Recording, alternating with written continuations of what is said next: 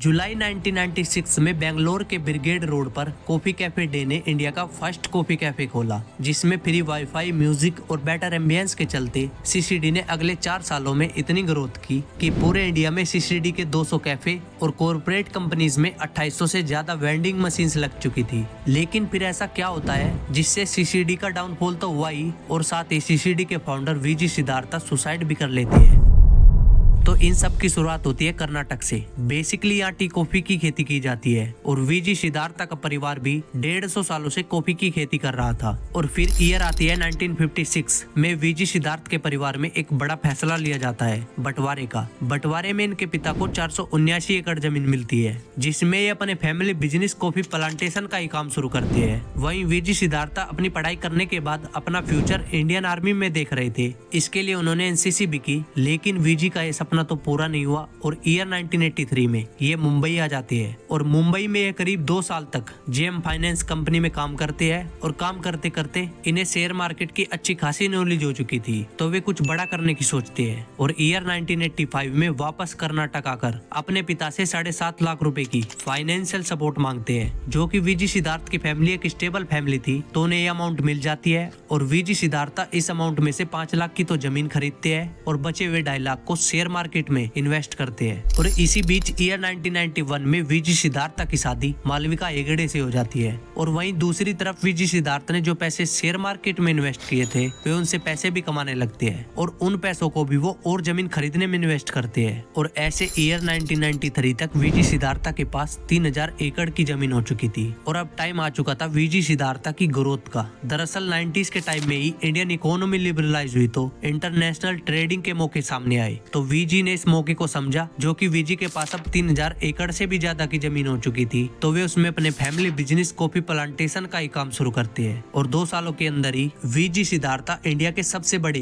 Unroasted coffee exporter बन चुके थे, जिसमें उनका 1993 में 6 करोड़ का टर्नओवर था। और अब टाइम आ गया था एक और नई ग्रोथ का, सीसीडी की ग्रोथ का। दरअसल वीजी सिद्धार्थ सिंगापुर की ट्रिप पर गए हुए थे। वहाँ उन्होंने देखा कि कॉफी कैफे है और लोग वहाँ बैठे बातें कर रहे हैं और कॉफी को एंजॉय कर रहे हैं। और कैफे के अंदर फ्री वाईफाई, म्यूजिक और लग्जरी की फील आ रही है। और यहीं से उन्हें आइडिया आता है कि वे भी इंडिया में एक ऐसा ही कॉफी कल्चर लाएंगे। लेकिन एक प्रॉब्लम थी, इंडिया में लोग कॉफी से ज्यादा चाय के शौकीन थे। लेकिन फिर भी रिस्क लेकर वीजी सिद्धार्थ ने जुलाई 1996 में बेंगलोर के ब्रिगेड रोड पर इंडिया का फर्स्ट कॉफी कैफे खोल दिया, जिसमें फ्री वाईफाई, म्यूजिक और बेटर एम्बियंस के चलते कैफे में इंडिया की यूथ जनरेशन आने लगी, जिससे सीसीडी ने इतनी ग्रोथ की कि 4 सालों के अंदर ही सीसीडी के पूरे इंडिया में 200 कैफे और कॉर्पोरेट कंपनीज में 2800 से ज्यादा वेंडिंग मशीन लग चुकी थी। वहीं सीसीडी तो ग्रोथ कर ही रहा था, तो वीजी सिद्धार्थ और नए बिजनेस में डाइवर्सिफाई करने की सोच रहे थे, जैसे financial advisory, real estate, hospitality, furniture manufacturing, और करते भी है। और यही तेजी से डाइवर्सिफाई उनके डाउनफॉल का कारण बना, क्योंकि एक बिजनेस को ग्रो करने के लिए इन्वेस्टमेंट की जरूरत होती है, जो कि वे इतने बिजनेस एक साथ करना चाहते थे, तो वे बैंक से लोन लेना स्टार्ट कर देते हैं। और वहीं दूसरी तरफ 2014 तक सीसीडी के पूरे इंडिया में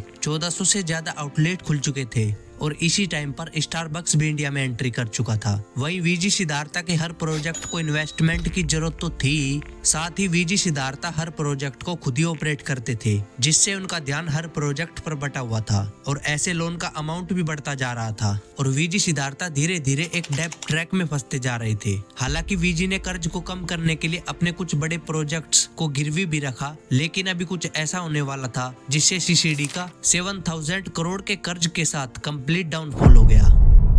दरअसल वीजी सिद्धार्थ के जो फादर इन लॉ थे, एसएम कृष्णा, कर्नाटक के चीफ मिनिस्टर रह चुके थे, तो इसलिए उनके पॉलिटिक्स से भी गहरे संबंध थे। तो वीजी ने अपने बिजनेस को बचाने के लिए पॉलिटिक्स का भी सहारा लिया और इससे उन्हें प्रॉफिट भी हुआ। लेकिन ये प्रॉफिट भी ज्यादा टाइम तक नहीं चला। दरअसल 2017 में वीजी के एक करीबी दोस्त थे, डीके शिव कुमार, इनके ऊपर इनकम टैक्स का एक्शन हुआ कि इन्होंने सीसीडी के जरिए बड़ी मात्रा में टैक्स की चोरी की है। और इसमें वीजी सिद्धार्थ का भी नाम सामने आया और इसके चलते सीसीडी की छवि खराब हुई, तो सेल्स भी डाउन हो गई। वहीं दूसरी तरफ स्टारबक्स और कोस्टा जैसे ब्रांड इंडिया में अपनी पकड़ बना चुके थे। और अब एक और नई मुसीबत आने वाली थी, जिसने वीजी सिद्धार्थ को सुसाइड करने पर मजबूर कर दिया।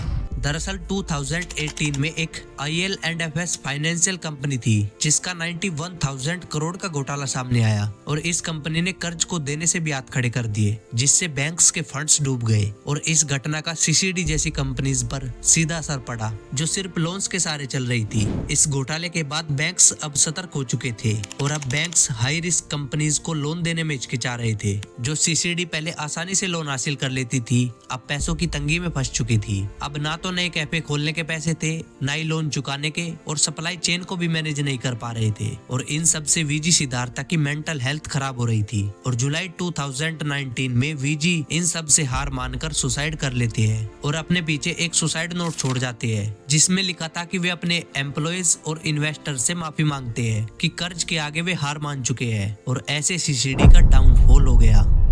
लेकिन ऐसा नहीं है कि CCD कंप्लीटली बंद हो गया है। CCD के अभी भी कुछ कैफे खुले हैं और उन्हें VG सिद्धार्था की वाइफ मालविका हेगड़े मैनेज करती है। हालांकि 2019 से अब तक कुछ कर्ज कम भी हुआ है, लेकिन ये कंपनी अभी भी लॉसेस में ही है।